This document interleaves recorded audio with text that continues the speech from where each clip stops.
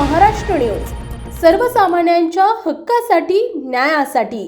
आझादी का अमृत महोत्सव महाराष्ट्र राज्य महसूल विभाग तहसील कार्यालय वाई व समावेशक सामाजिक विकास संस्था औंध यांच्या संयुक्त विद्यमाने भटक्या विमुक्त जाती व जमाती कुटुंबातील मतदार नोंदणी करण्याबाबत शिबिराचे आयोजन करण्यात आले होते। 31 ऑगस्ट भटके विमुक्त दिन साजरा करून भटक्या विमुक्त समाजासाठी शासनाच्या पातळीवर संपूर्ण जिल्ह्यात प्रत्येक गावात भटक्या विमुक्त लोकांच्या वस्ती पालावर मतदार नोंदणी, रेशन कार्ड, आधार कार्ड, जातीचे दाखले इत्यादी नागरिकत्व पुरावे अभियान राबविण्यात येणार असल्याची माहिती संस्था अध्यक्ष शैला यादव यांनी लोकांना दिली। तालुका निवडणूक प्रमुख आशाताई दुधे मॅडम यांनी मतदार हक्क विषयी मनोगत व्यक्त केले। वाई तालुका तहसीलदार सोनाली मेटकरी मॅडम आणि लोकांच्या समस्या समजून घेतल्या आणि मार्गदर्शन केले।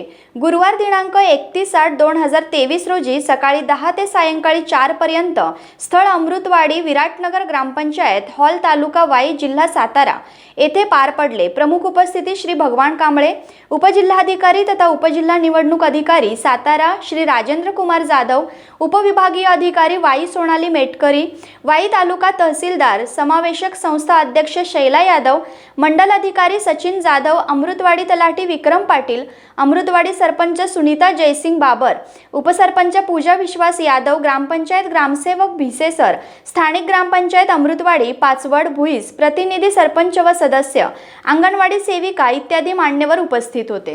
तहसील कार्यालय वाई व सामाजिक विकास संस्था समावेशक विकास संस्था औंध यांच्या संयुक्त विद्यमाने ज्या लोकांचं मतदार यादीमध्ये नाव नाही अशा व्यक्तीसाठी आपण कॅम्पचं आयोजन केलेलं आहे। आपल्या वाई तालुक्यातील पहिला कॅम्प आपण अमृतवाडीमध्ये आयोजित केलेला आहे। त्याला लोकांनी भरपूर उत्स्फूर्त प्रतिसाद दिलेला दिसतोय। आपण ज्या लोकांकडे इलेक्शन कार्ड नाही, त्यांचं मतदार यादीमध्ये नाव नाही, त्या सगळ्या व्यक्तींचे फॉर्म भरून घेऊन आता शासनाने नवीन नियमानुसार त्यांचं स्वयंघोषणापत्र घेऊन त्याचं आपण मतदार यादीमध्ये नाव ॲड करणार आहे। त्यामुळे ज्यांचं नसेल मग दुसऱ्या कुठल्याही कागदपत्राची आवश्यकता नाही।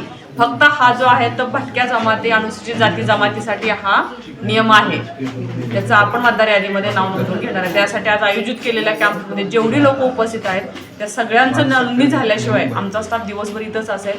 ज्यांच्या नोंदणी करायची त्यांनी नोंदणी करून घ्यावी असं मी सर्व ग्रामस्थांना आवाहन करते।